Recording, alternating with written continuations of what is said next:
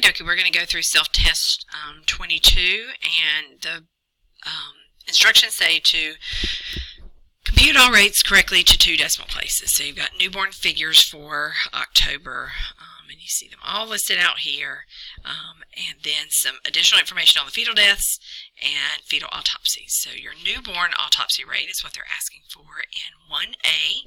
So you had 1 newborn autopsy over 2 deaths for 50.00%, so that was a pretty easy setup. And then the newborn death rate, answer is right here.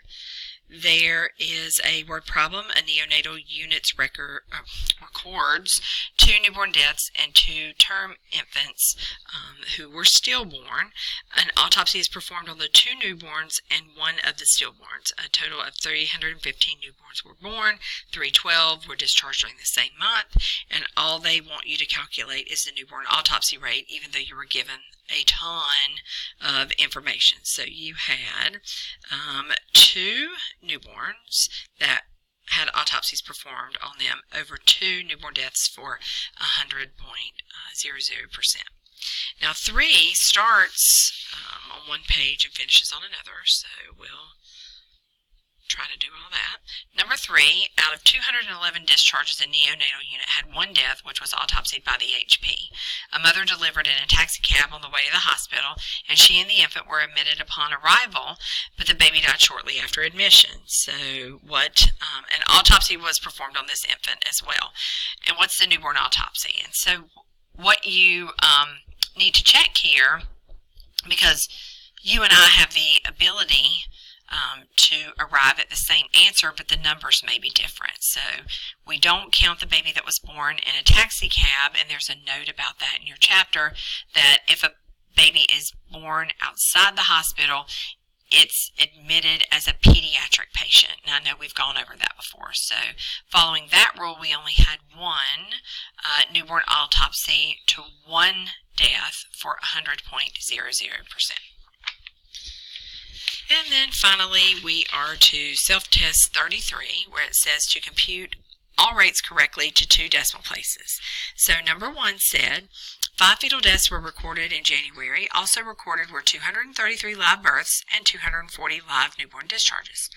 1 newborn death was also recorded. 3 fetal deaths were early deaths, and 2 were intermediate fetal deaths, one of which was autopsied, as was the newborn death. So the fetal autopsy rate is the 1 autopsy to the 2 fetal deaths for 50%. The newborn autopsy rate, you had, my circles through it, but you had 1 newborn autopsy to 1 newborn death for 100.00%. Then you've got some death rates listed here, so you can see those individual answers, and these are the setups. Number 2, in December, 10 fetal deaths were reported. 1 of these fetal deaths was a stillborn term infant. Of the remaining, 1 was a late fetal death, and 2 were intermediate fetal deaths. The others were early, which, what we know about earlies, we're not counting them anyway. 1 intermediate fetal death was of a suspicious nature and was removed by the coroner. Of the remaining fetal deaths, an autopsy was performed on the stillborn and the late fetal death by the hospital pathologist.